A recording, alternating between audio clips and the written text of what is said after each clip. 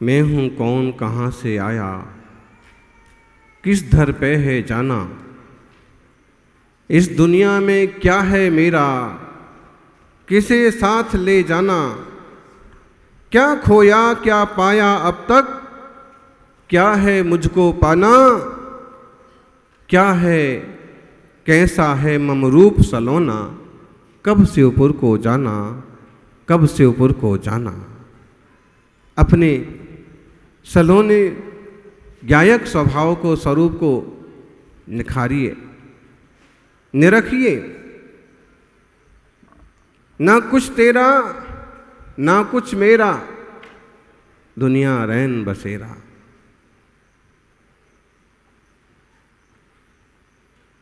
इस रैन बसेरे में 10 धर्मों की 10 सीढ़ियां चढ़ने का सौभाग्य मिल रहा है। एक एक सीढ़ी, आप डायरेक्ट 9वीं सीढ़ी पर नहीं पहुंच सकते जब तक क्षमा की सीढ़ी नहीं आएगी। क्षमा जीवन में शुरुआत है, पहले दिन भी क्षमा, अंत में भी क्षमा वाणी। और इस बार तो विशेष रूप से क्षमा वाणी के दिन भी क्षमा वाणी, और 22 तारीख को भी स्पेशल नेशनल लेवल पर क्षमा वाणी का पर्व किशनगढ़ से मनाया जाएगा। सर्वधर्म,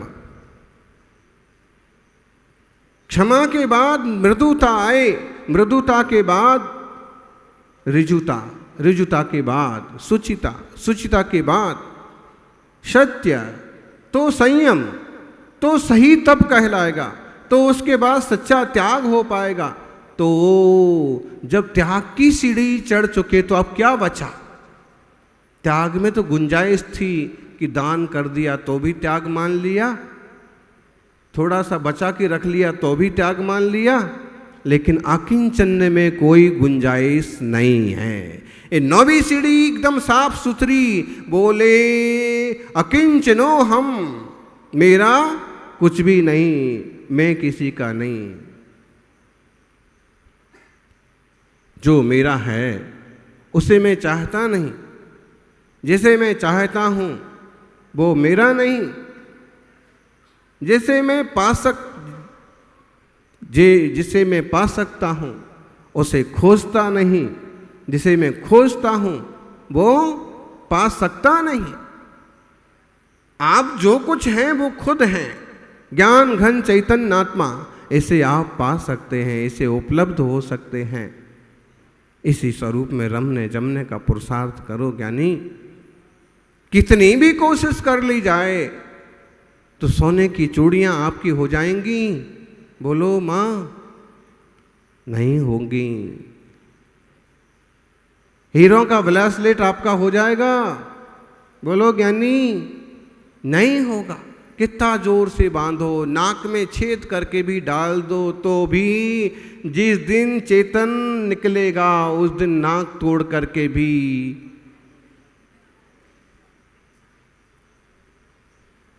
अकिंचन बहुत बड़ी सिद्धा।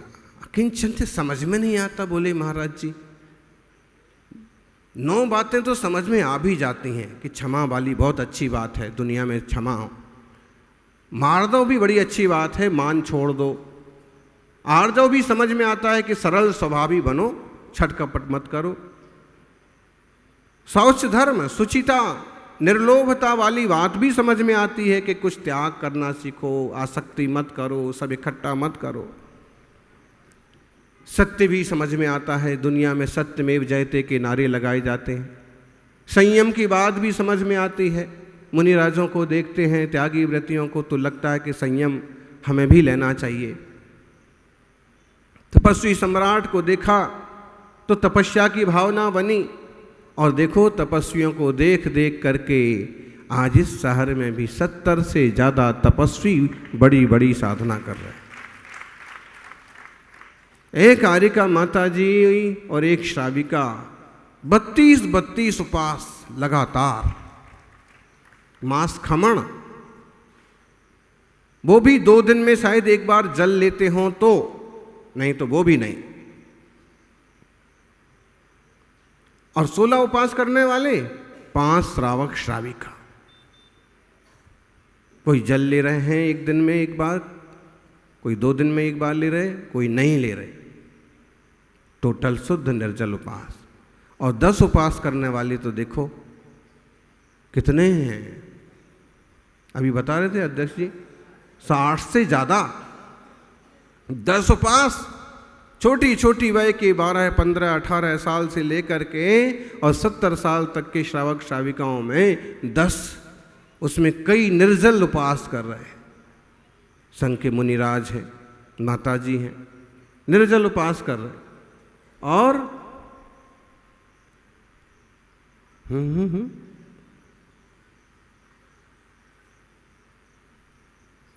तो निर्जल उपवास की 10 दिन की साधना बड़ी साधना है।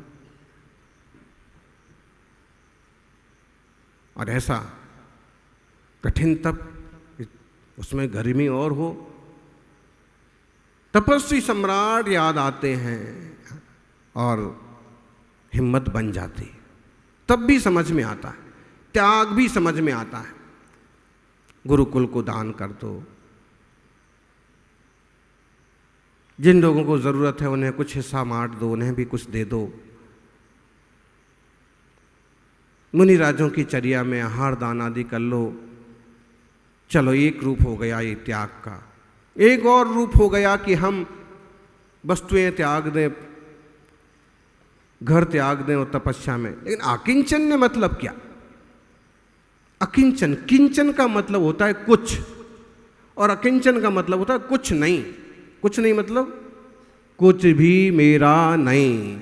आकिंचन्य स्वरूपो हम, कोई भी पदार्थ मेरा नहीं। मेरा ज्ञान घन चैतन्य आत्मा, असंख्यात प्रदेशी आत्मा, अनंत गुणों का वैभव, यह ही मेरा है। बाकी दुनिया में कर्म का परमाणु मात्र भी मेरा नहीं है। देखो, नो कर्म से रचा गया ये शरीर, ये भी 70-80 साल तक ज़्यादा से ज़्यादा साथ निभाएगा, 90-100 तक चला जाएगा, फिर यहीं राख होकर के अपने अपने हिसाब से उड़ जाएगा। निकलेगा कौन? आत्मा। उसके साथ तेजस और कारमार शरीर। वो कर्म पीछा नहीं छोड़ेगा। कर्म का पीछा छुड़ाने के लिए तो जब उसकी निर्जरा हो जाती है तो निकलता है, या कोई तपस्या कर करके कर्मों को जलाता है, नष्ट करता है, खत्म करता है। विचार करो, मैं हूं कौन, कहां से आया, किस दर पे है जाना, कहाँ जाना है। जा ही रहे हैं सब, अपन भी जाएंगे। कहाँ जाना है वैसी तैयारी करो। इस दुनिया में क्या है मेरा, किसे साथ ले जाना। बड़े बड़े ट्रक रहते ना, उनके पीछे लिखा रहता है, सोच कर सोचो साथ क्या जाएगा। 50 टन माल भरा हुआ है और लिखा गया है, वो खुद के लिए नहीं लिखा है, पीछे वाला पढ़े, वो आगे भागने की कोशिश ना करे। लेकिन है तो शिक्षाप्रद। इसे साथ ले जाना, कुछ साथ में नहीं जाना। क्या खोया क्या पाया अब तक, क्या है मुझको पाना। क्या खोया है, क्या पाया है, इसका विचार किया। जो संयम है, जो नियम है, जो दान किया है, वो आपका। और ऐस में, अय्यासी में गया है वो, शरीर की सेवा में गया है वो, सब मिट्टी हो गया। संगति का कैसा प्रभाव पड़ता है। बच्चों ने कैसी प्रस्तुति दी छोटी सी। एक संगति से इतना प्रभाव जबरदस्त पड़ा कि परिवार तक नष्ट हो जाता है। अच्छे लोगों की संगति, मुनिराजों की, अकिंचन स्वरूप की साधना करने वाले मुनिराजों को देखेंगे तो भले आप सब नहीं छोड़ पाओ, लेकिन एक धारणा और भावना तो बनेगी कि कर्तव्य करते रहो, जिस भूमिका में है उसे निभाते रहो। जैसे पिक्चर में एक रोल चलता है और कलाकार उसे पूरा करता है ईमानदारी से, वैसे भी इस संसार की पिक्चर में मैं अपना रोल अदा कर रहा हूँ। बाकी ना संसार मेरा और ना मैं संसार का। क्या खोया क्या पाया अब तक, क्या है मुझको पाना। कैसा है मम रूप सलोना, मेरे चैतन्य स्वभाव का रूप कैसा है, कब है मोक्ष को पाना, अपने शुद्ध स्वरूप को कब उपलब्ध करना है। ध्यान रखिए, छाया माया एक सी, घटत बढ़त दिन रैन। छाया घटती है, बढ़ती है, और माया भी। माया किसका नाम है? माया, छाया किसका नाम? छाया और माया, आशा और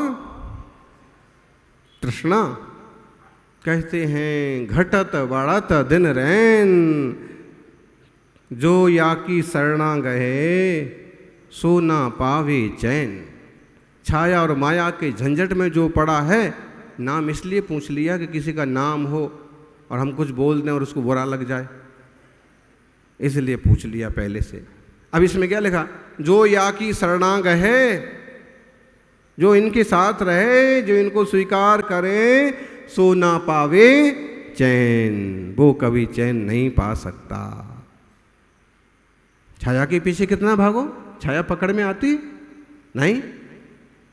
बोले छाया माया एक सी, पकड़े भागी जाए, पीठ दिखा बाखो चलो तो पीछे पड़ जाए। छाया पकड़ने दौड़ोगे तो वो आगे आगे भागती जाएगी या पीछे भागती जाएगी, पकड़ में तो नहीं आएगी। माया भी पकड़ में तो नहीं आएगी। तरीका यही है कि पीठ दिखा बाको चलो, बाको पीठ दिखाओ। आप बस अपनी मस्ती में चलते जाओ तो छाया भी पीछे पीछे चली आएगी, और आप अपने करने लायक धर्म ध्यान करते रहो तो माया भी पीछे पीछे चली आएगी। लक्ष्मी पुण्य की दासी है, सत्ता में पुण्य है तो धन पैसा आसानी से उपलब्ध हो जाता है, और नहीं है तो बड़े बड़े परिवार भी डिस्टर्ब हो जाते हैं। यानी सिकंदर भी कुछ लेके नहीं गया। ये लोग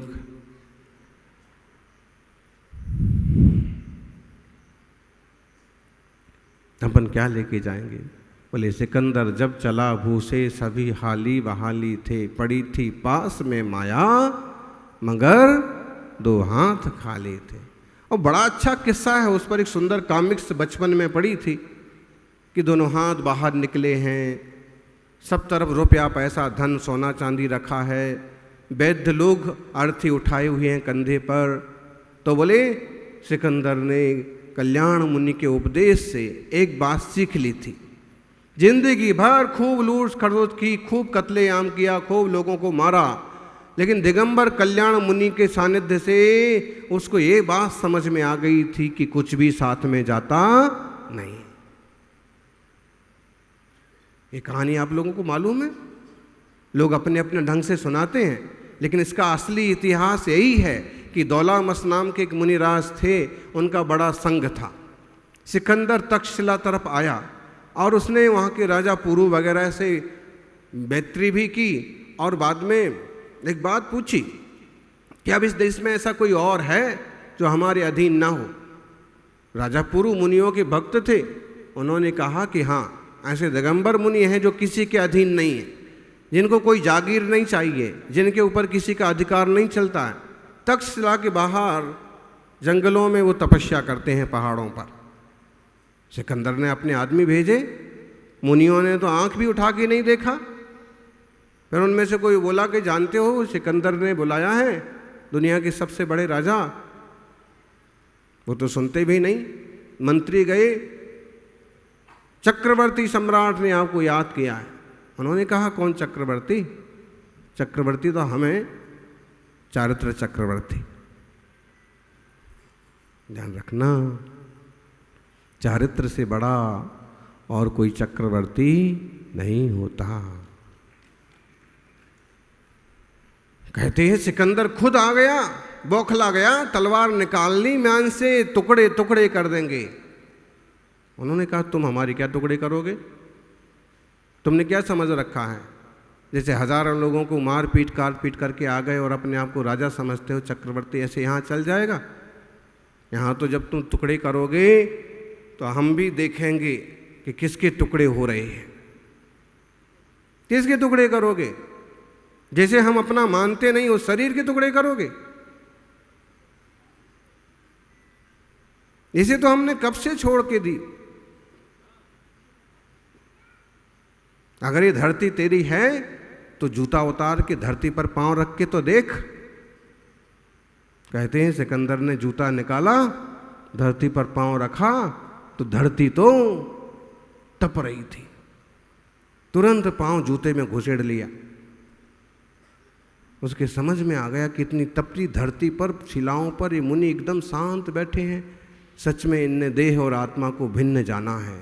इनने अकिंचन स्वभाव को समझ लिया है। इनने अपने स्वरूप को पहचान लिया है। उसे बड़ा कुतूहल हुआ। उसने कभी अपनी गुरु अरस्तु से सुना था, सुकरात से सुना था कि भारत में इस टाइप के कोई संत होते हैं। हम तो सिर्फ दार्शनिक हैं और आचरण देखना है तो भारत में। उसे याद आया कि मेरी माँ ने कहा था कि कोई दिगंबर तपस्वी मिले तो उनसे आग्रह करना, और उनने आग्रह किया हमारे देश पधारिए। तलवार चलाना तो भूल गए, भक्त बन गए। ध्यान रखना, दुनिया में कोई कम भक्त नहीं होता है। मौके पड़ने पर कम भक्त ही भक्त बन जाता है। पूरी तरह से कोई कम भक्त नहीं होता है। उसके कर्म का उदय है, उसके अहंकार, उसके मान का प्रकोप है कि वो नई मार्ग समझ रहा। और जब समझा तो दौलामत से निवेदन किया, आचार्य आप हमारे देश यूनान पधारे, एथेंस पधारे। उन्होंने कहा ना, हम दिगंबर मुनि कहीं नहीं जाएंगे। कल्याण मुनि उन्हें बहुत अच्छे लगे। सिकंदर ने देखा कि विद्वान युवा महर्षि हैं, उनसे आग्रह किया। कल्याण मुनि को थोड़ा लगा कि विदेशों में जाके धर्म का प्रचार करो, जैसे ये सम्राट कहता है ऐसे करो। वे गए थे एथेंस। तभी उन्होंने कुछ भविष्यवाणी की थी। सिकंदर ने पूछा कि आप भी हमारा हाथ दे के बताइए। सबके लिए तो सब बताते हैं कि किसका क्या होने वाला है, दुख मिटाते हैं। आप हमें भी बताइए कि हम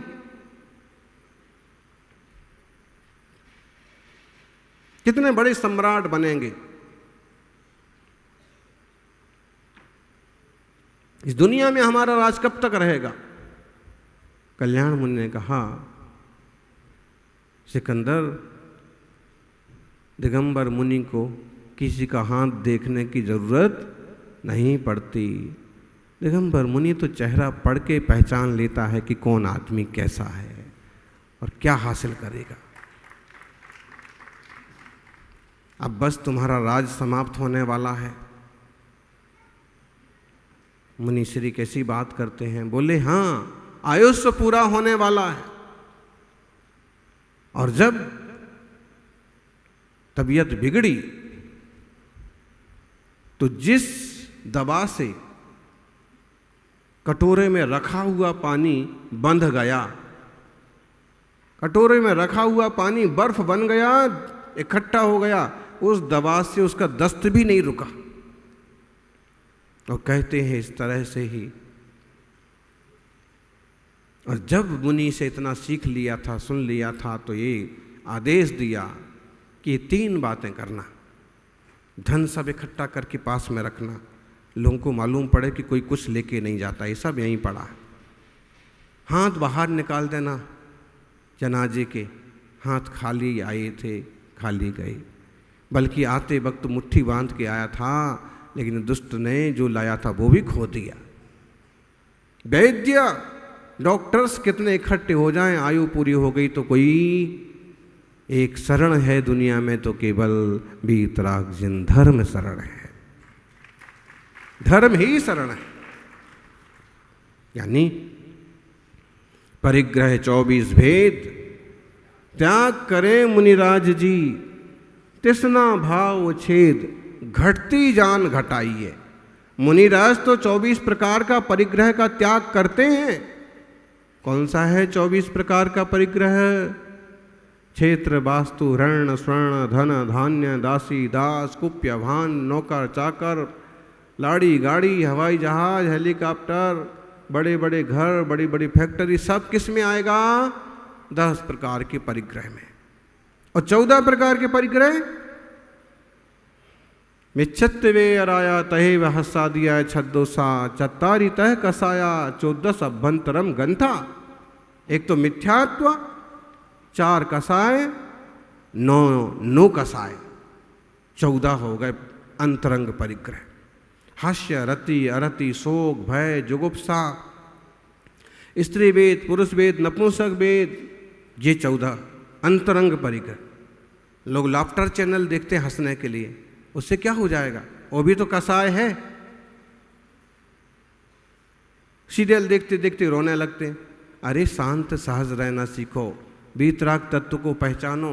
न हंसना हमारे काम आने वाला है, न रोना काम आने वाला है। काम आएगा तो केवल वीतराग शांत भाव ही काम आने वाला है। समता।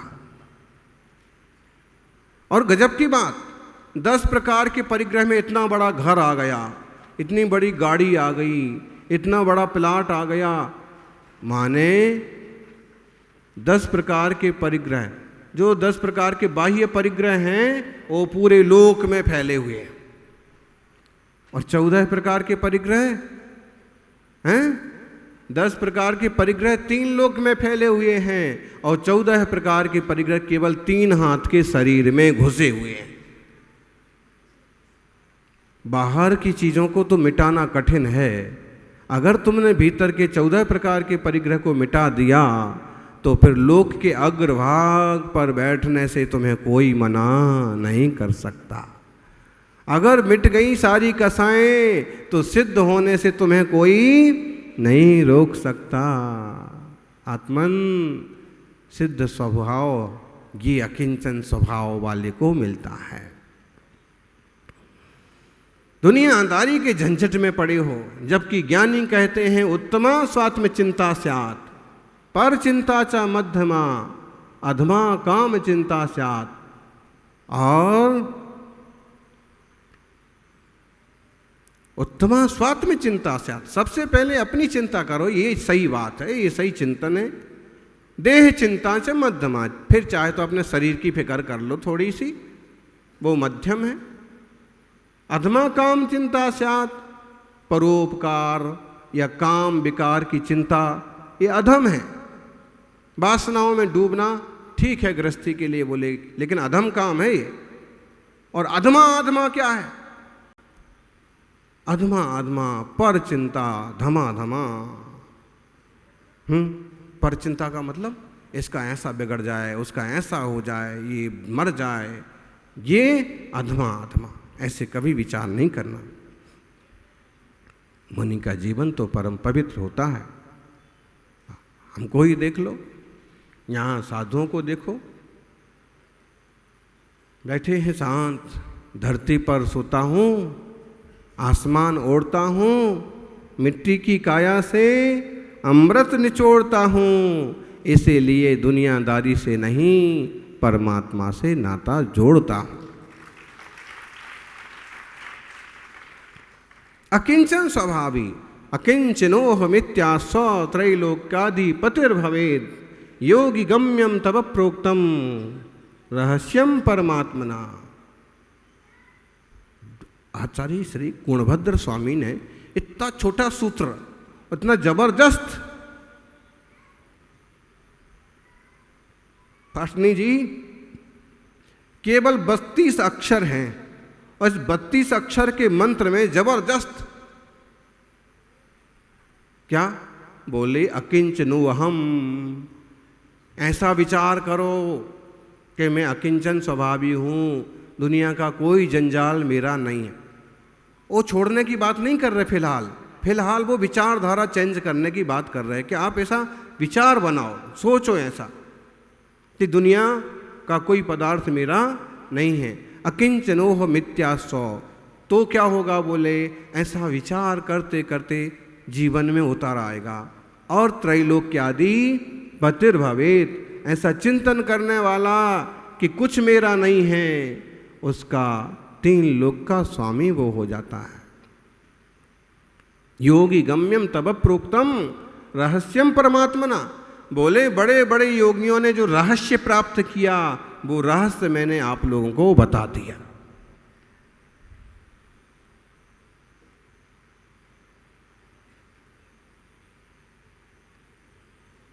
बड़े सुंदर सुंदर श्लोक हैं आत्मानुशासन में। छोटा सा नीति और धर्म का ग्रंथ है।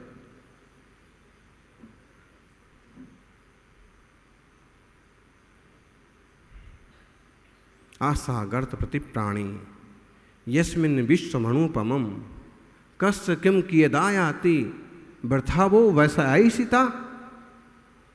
आचार्य महाराज ने विचार किया कि चलो हम बांट देते हैं सबको, थोड़ा थोड़ा थोड़ा थोड़ा, लाख लाख लाख लाख 10-10 लाख ऐसे बांट देते हैं सबको, और सबको 10-10 लाख मिल जाएंगे तो संतुष्ट हो जाएंगे। 10-10 लाख मिल जाएं तो कौन कौन संतुष्ट हो जाएगा? हाथ उठाओ। बोले महाराज पहले देने की गारंटी दो, आप हाथ भी उठवा लो, लोगों की नज़र में आ जाए और मिले कुछ नहीं तो फजीती होएगी।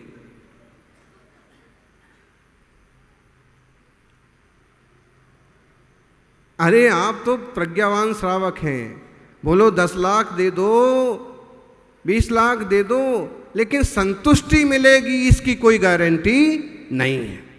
क्यों? क्योंकि वो 20 लाख 50 लाख हाथ में आते ही लगेगा कि अब तो बढ़िया सा घर बनवाया जाए, लेकिन रुपये तो 50 लाख ही है। बड़े से बड़ा बढ़िया से बढ़िया घर बनाने में लग रहा है 70 लाख 1 करोड़। झंझट वहीं का वहीं रहेगा। ये झंझट मिटाने का तरीका क्या है? बोले ये आशा ही छोड़ दो। जीविताशा धनाशा चा ऐसाम तेसाम विधिर विधि।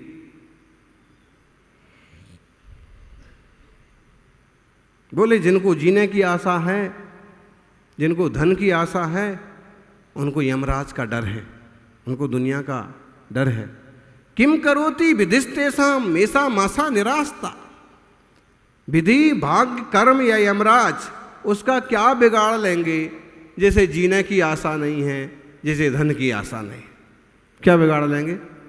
ना तो पैसों चाहिए और ना जीने का कोई लोभ है। अपने आप में शांत हैं, तभी तो सिकंदर दिगंबर मुनि चरणों में झुका। इन्हें जीने की भी इच्छा नहीं है, इन्हें मरने की भी इच्छा नहीं है। देह को इतना भिन्न समझते हैं। 5 इंद्रिय और मन पर कंट्रोल करने वाले चक्रवर्ती सच में ये हैं। उसे समझ में आ गया इस स्वभाव में, निज स्वभाव में ही शांति और आनंद है।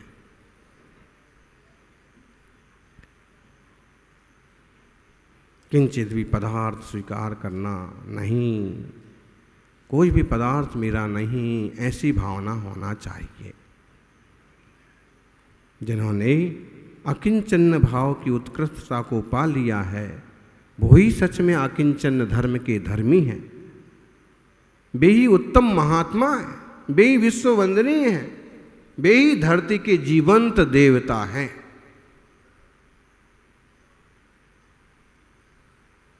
देखो देखो कौन पधारे? धरती के भगवान पधारे, भक्तों के भगवान पधारे, भूतों के भगवान पधारे।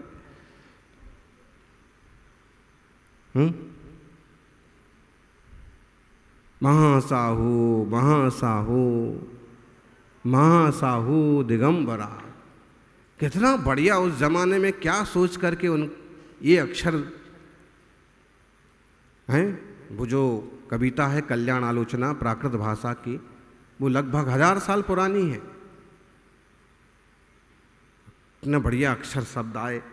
इस दुनिया का महासाधु कौन है? तो बोले दिगंबर ही महासाधु हो सकता है। आप अपने लिए कुछ भी जोड़ लो, महामंडलेश्वर, जगत गुरु, कुछ भी, लेकिन दिगंबरा महासाहू साधना तप और त्याग के मामले में देखना है तो अरे भाई, जिन्हें दुनिया से धागे की भी चाह नहीं है, चाह गई चिंता गई मनुआ बेपरवाहा, जिनको कछु ना चाहिए बोलो ते साहन के साहा। बे अमित शाह नहीं, अमित शाह को तो और चाहिए, सीटें चाहिए, लेकिन साहन के शाह कौन है? मुनिराज हैं। क्या महाराज जी हैं बोले, इतने बड़े बड़े आदमी आते हैं, बड़ी बड़ी फैक्ट्री वाले आते हैं, किसी से बात ही नहीं करते हैं, बात करें तो 2 पैसे का जुगाड़ भी हो जाए। एक सज्जन आए, बोले शुरू में अगर आप थोड़ा सा बात चलाते तो एक कलश जो है इतने से कम में नहीं जाता। भाई हम क्यों बात चलाते? समाज में श्रावक जन अपने उत्साह से भाग ले रहे हैं, साधु को झंझट में पड़ने की जरूरत क्या है? आप देख लो, ये जो भोजन देने वाले श्रावक है महीने महीने के लिए हैं, गुरुकुल का सहयोग करने वाले, इनको किसी ने बोला? आज जरूर वो माने थोड़ा सा कुछ बोला, बाकी ऐसा कोई उत्साहित किया? सब अपने मन से अपने भक्ति भाव से कर रहे हैं, और जो अपनी भक्ति से किया जाता है वो ज़्यादा पुण्य का कारण बनता है।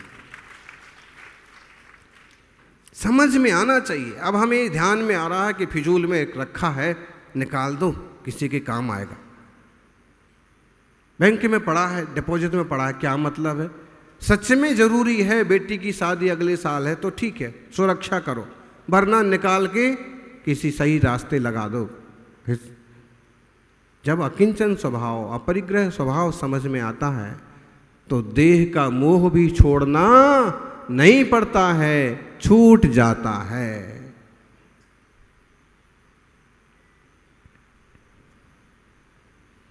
परवस्तु को अपना मान लेना बहुत बड़ा भ्रम है, क्योंकि कोई परवस्तु मेरी थी नहीं, है नहीं, होगी नहीं। This is my wife, my wife is my life. हाँ, एक सज्जन आए और उनने बढ़िया परिचय दिया अपनी श्रीमती जी का, तो हमने इतना ही कहा कि बस अच्छी बात है, दोनों मिलजुल के रहते हो, धर्म ध्यान करते रहो। लेकिन अगर इसको थोड़ी गहराई से विचार करो तो वाइफ कब आई थी? बोलो जी वैद्य जी, 25 साल के पहले तो नहीं थी, 20 साल के पहले तो नहीं थी, मतलब वो भी कहीं से आए। लेकिन अगर इन जीवों का संयोग मिल गया और ये भी धर्म ध्यान के रास्ते चले गए तो भी सार्थकता हो गई। लेकिन ये तो ध्यान रखो कि कभी अलग होने का मौका पड़े, संयम लेने का रास्ता बने, हैं जीवन की संध्या काल में कोई पहले जाने लगे तो बहुत ज़्यादा क्लेश करने की ज़रूरत नहीं है। अलग अलग आए थे, अलग अलग जा रहे, खुशी खुशी मिले थे, खुशी खुशी अब उत्तम संलेखना समाधि करते हुए जाओ, हम सहयोग करेंगे। ये जिन धर्म है, जीते जी तो अलग होने का काम है नहीं, क्योंकि ब्रह्मचर्य अणुव्रत है। जीना यहाँ घर में अगर आपस में झगड़ा भी हो जाए तो एक गीत गाया करो,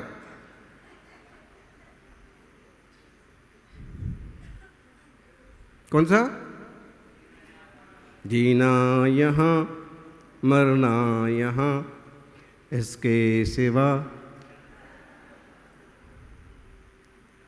हाँ, जो गृहस्थी बनी है, बड़े बुजुर्गों ने इतना अच्छा सोच करके आपके लिए किया है तो आपकी जिम्मेदारी है।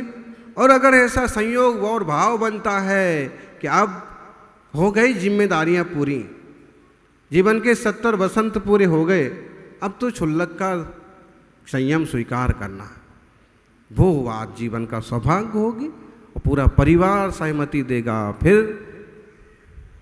ये बात अलग है। अकिंचन स्वभाव समझो तो ये जीवन में सब कुछ आएगा। वरना अरे भाई, तुम्हें जब इसमें सुख नहीं मिला तो दूसरी में सुख मिल जाएगा, इसकी गारंटी है? इस पहले वाले घर में सुख नहीं मिला तो बड़ा आलीशान बन जाएगा तो सुख मिल जाएगा, इसकी गारंटी है? तो काहे को मरे जा रहे हो? शांति रख लो। जब अपने पहले वाले रिश्तेदारों में सुख नहीं मिला, आगे वाले वो आपके भावों पर निर्भर करता है। आप चाहें तो जानवर से भी ऐसा रिश्ता बना लें कि जिसमें प्रेम और अपनापन फील हो, और चाहें तो बहुत प्यारे रिश्ते और भाइयों से भी आप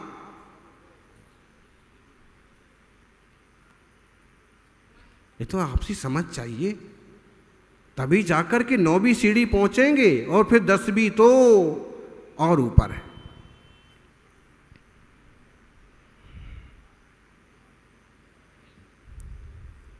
तो ये समझ लेना जरूरी है।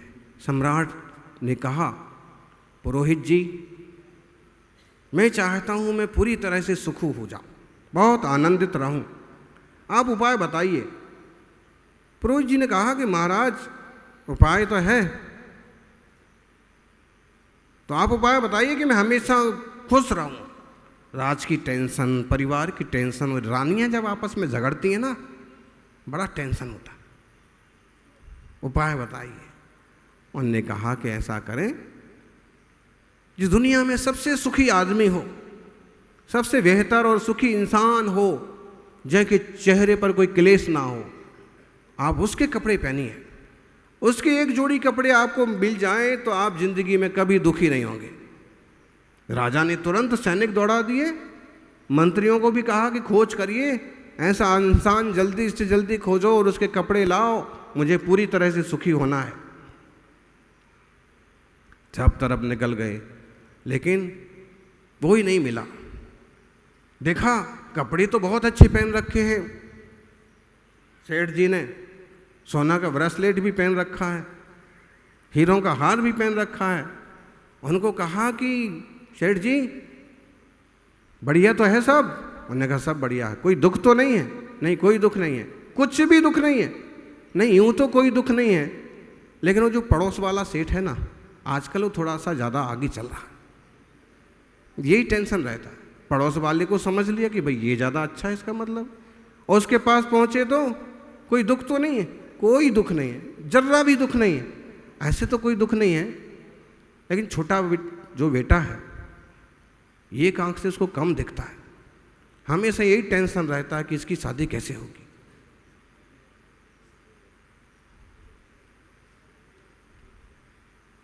हमारी पसंद तो उस परिवार की है, लेकिन मुश्किल है कि इसकी उस परिवार में शादी हो पाए। मंत्री ने सोचा शायद वो वाला परिवार सुखी होगा, पहुंच गए बड़जात्या के यहां से निकले, कासलीवाल के यहां पहुंच गए, पाटनी के यहां पहुंच गए। उनको कहा कि कोई तो दुख नहीं है।